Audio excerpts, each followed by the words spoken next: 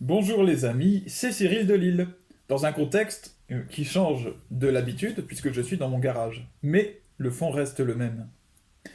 J'ai choisi aujourd'hui de parler du dîner polémique à Versailles. D'abord, rappel des faits. Du 20 au 22 septembre, le roi d'Angleterre, Charles III, et sa femme Camilla Parker Bowles ont été reçus par le président de la République française Emmanuel Macron et son épouse Brigitte. Pour l'occasion, à Versailles, un dîner fastueux a été organisé, comprenant du homard, du champagne, du vin rouge grand cru, dans une salle remplie de décorations avec une grande table. Vous imaginez bien. Certains de ces vins rouges coûtaient 2 772 € pièce.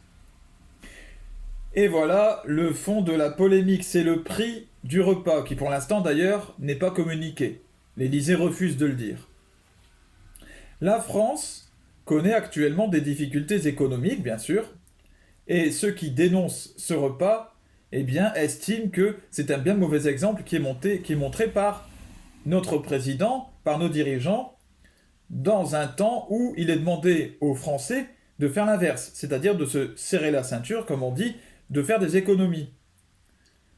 D'autres, par contre, ont défendu ce dîner, en expliquant que cela permettait à la France de briller à l'international dans le monde, de montrer de quel luxe elle était capable d'exporter ses produits.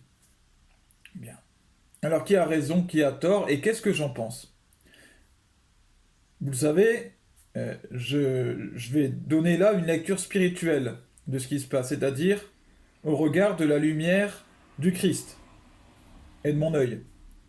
Le problème que je vois, déjà je vois un problème là-dedans, c'est finalement la vanité, toute la vanité de ce dîner. Pour moi, c'est pas une question d'argent, c'est pas ça le problème. C'est que ce qui, ce qui fait le fond de ce dîner, pour Emmanuel Macron, pour ceux qui l'ont organisé, c'est de montrer la grandeur de la France, la noblesse, ce dont elle est capable, comme je le disais. Mais la grandeur de la France, ce n'est pas cela. Je le dis à longueur de mes vidéos, ce n'est pas le luxe, ce n'est pas les richesses, tout ça c'est de la gloriole.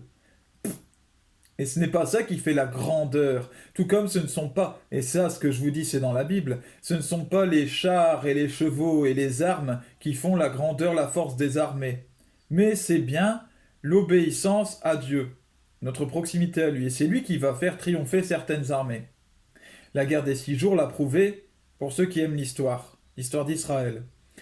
Eh bien là, en l'occurrence, c'est la même chose. Ce qui fait la splendeur, la grandeur d'un pays, ce ne sont pas ses richesses, ce n'est pas son argent, ses dorures ou son homard ou je ne sais quoi.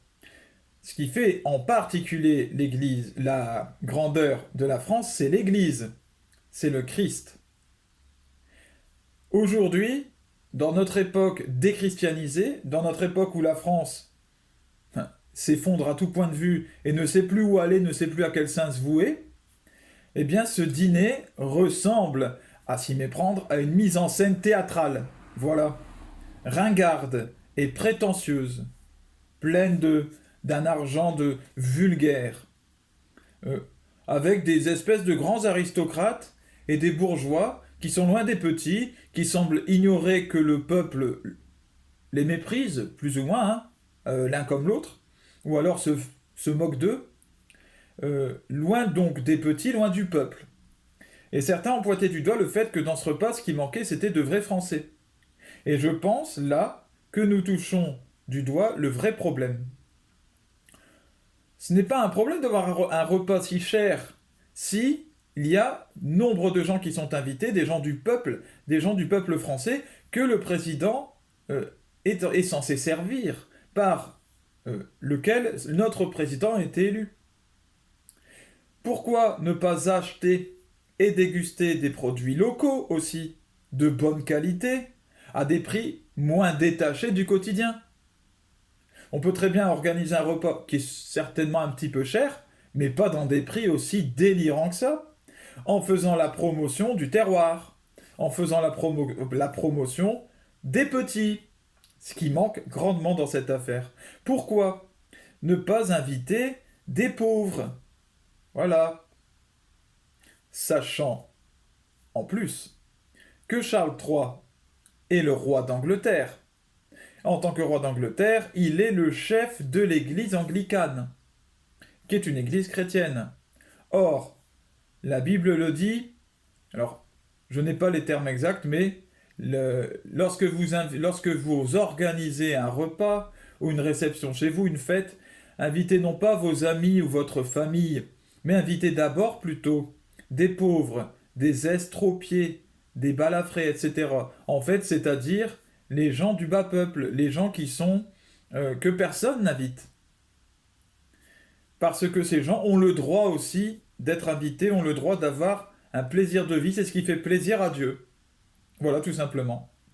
Alors, lorsque l'on est Charles III et que l'on est roi d'une église, de l'église chrétienne, bon ben, forcément que ce genre de question est essentiel.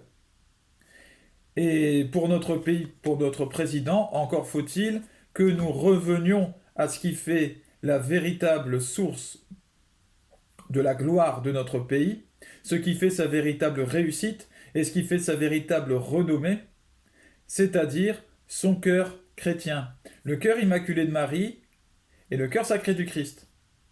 Tant que nous n'y serons pas, nous resterons dans des mises en scène théâtrales, dans du ridicule, dans des histoires sans queue ni tête.